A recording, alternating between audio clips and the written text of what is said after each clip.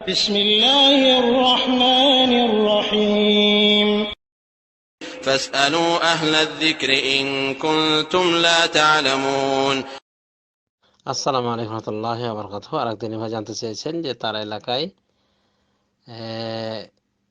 কোন এক লোক মসজিদ বানিয়েছেন, অক্তিয়া মসজিদ, এবং সেখানে মুসল্লিরা নামাজ পড়ে। তো এক পর্যায়ে মুসল্লিদের পক্ষ থেকে মসজিদটি অফ করে চাওয়া হয়েছিল, অফ রেজিস্ট্রি করে চাওয়া হয়েছিল, মানে মসজিদটি আল্লাহর রাস্তায় অক্ফ করে দেওয়া হোক এ মর্মে তারা আবেদন জানালে তারা এই বিষয়টিতে অস্বীকৃতি জানায়। বিশেষ করে কয়েক বছর পর তারা বিষয়টিতে মানে চরমভাবে অস্বীকৃতি জানায়। এমনকি এক পর্যায়ে বলে যে যার ইচ্ছা এই মসজিদে আসবে বা না আসবে, যদি না আসে মসজিদে তালা দিয়ে দেব, মানে তবুও ওয়াকফ করবে না। তো এরকম মসজিদে নামাজ পড়া যাবে কি যাবে না? হ্যাঁ, নামাজ পড়া যাবে, নামাজ অবশ্যই বিশুদ্ধ হয়ে যাবে, কিন্তু এই মসজিদের বিষয়ে যারা মানে আধিপত্য এখনো রেখেছেন তারা প্রকৃত অর্থে দান করেনি বলা যায় এই মসজিদ আল্লাহর রাস্তায়, এবং এখানে তাদের এখলাস নেই বলা যায়, অর্থাৎ আন্তরিকতার অভাব রয়েছে। যদি তারা পুরো আন্তরিক হতো তাহলে রেজিস্ট্রি করে দিতে পারতো, অসুবিধা কোথায়? রেজিস্ট্রির টাকা যদি না দিতে চাই তো পাবলিকরা দেবে, মুসল্লিরা দেবে। কিন্তু মসজিদ এদিকে মসজিদের নামে বরাদ্দ করা হলো জমি, মসজিদ, আবার কিছু দাবিও রেখে দেওয়া হলো। তো যদি মসজিদ আল্লাহর রাস্তায় করা হয়ে থাকে তো অসুবিধাটা কোথায়? মসজিদটা আল্লাহর রাস্তায় দান করাতে কোনো সমস্যাও দেখছি না। তো যা হোক, বুঝাবুঝির ভুল হয়তো রয়েছে, তো বিষয়টি মীমাংসা করে নেবেন। আর মসজিদে নামাজ পড়া জায়েজ রয়েছে ইনশাআল্লাহ। তবে বলা যেতে পারে এই মসজিদে নামাজ পড়ার বিষয়ে অনেকটাই যেন তারা ওই মসজিদ যারা বানিয়েছে তাদের নিকটে যেন এক প্রকার জিম্মি বা এক প্রকার ঋণী ঋণী ভাব। তো আসল কথা যে ইহসান করে মানুষকে খটাইতে নেই। আল্লাহ রাব্বুল আলামিন বলেন, ইয়া আইয়ুহাল্লাযীনা আমানু লা তুবতিলু সাদাকাতুকুম বিল মান্নি ওয়াল আযা, হে ঈমানদারগণ, তোমরা তোমাদের সদকাগুলিকে, দানগুলিকে বিল মান্নে, খটা দিয়ে এবং কষ্ট দিয়ে নষ্ট করো না, বাতিল করো না। তো মসজিদকে এভাবে ধরে থাকা হাতে এবং মালিকানা বসিয়ে রাখা, এটা প্রমাণ বহন করে যে মসজিদটা পুরোপুরি আল্লাহর রাস্তায় দেওয়া হয়নি। তো এই ভাইদের উচিত হবে, যেহেতু তারা মসজিদ নির্মাণ করেছে, এটা আল্লাহর ঘর, সুতরাং আল্লাহর ঘরকে এভাবে স্বাধীন করে দেওয়া উচিত।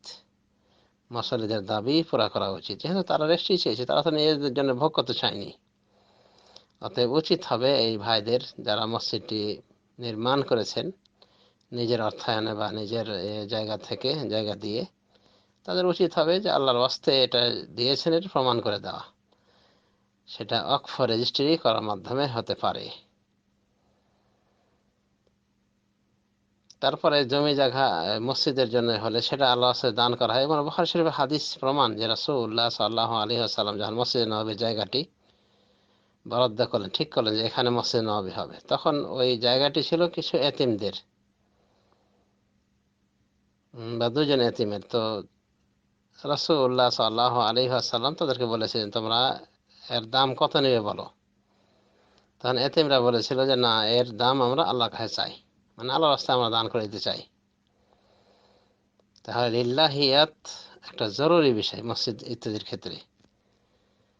তা মসজিদের জন্যে এই ভাইদের ওয়াকফ করে দেওয়া উচিত।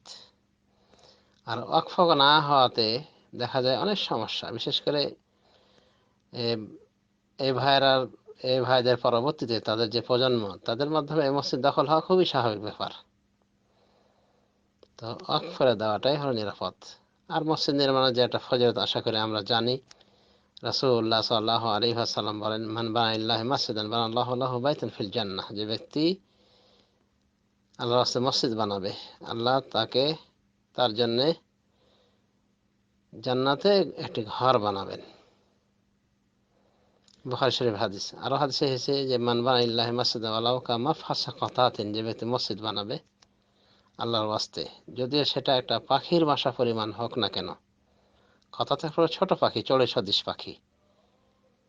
তো নবী সাল্লাল্লাহু আলাইহি ওয়াসাল্লাম বলছে যে ব্যক্তি মসজিদ বানাবে পাখির বাসা সদৃশ্য পরিমাণ, যদিও সেটা পাখির মতো, ছোট পাখির মতো হয়, তবু আল্লাহ তার জন্য জান্নাতে একটি ঘর তৈরি করবেন। তো এই হাদিসের ব্যাখ্যায় বলা হয়েছে যে পাখির পরিমাণ বাসা, পাখির বাসা পরিমাণ মসজিদ বানাতে হবে না, তার ব্যাখ্যায় বলা হয়েছে যে তার অনুদানটা এ পর্যায়ে গিয়েছে যে পাখির বাসার যতটুকু ওই পরিমাণ তার অনুদানটা গিয়ে পৌঁছেছে, মানে মসজিদের অতটুকু অংশ তৈরি হয়েছে তার অনুদানে। তবু আল্লাহ রাব্বুল আলামিন তাকে জান্নাতে একটি বিশেষ ঘর দান করবেন।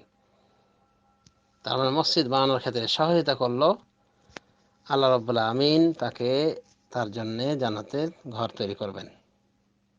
তাহলে এটা মহান পুরস্কার। সুতরাং এই জাতীয় বিষয়ে এই লাহিয়া থাকা উচিত, আল্লাহর ওয়াস্তে করা উচিত, এবং রাগ গোসা না করে মুসল্লিদের দাবির অনুকূল কাজ করা উচিত এই মসজিদের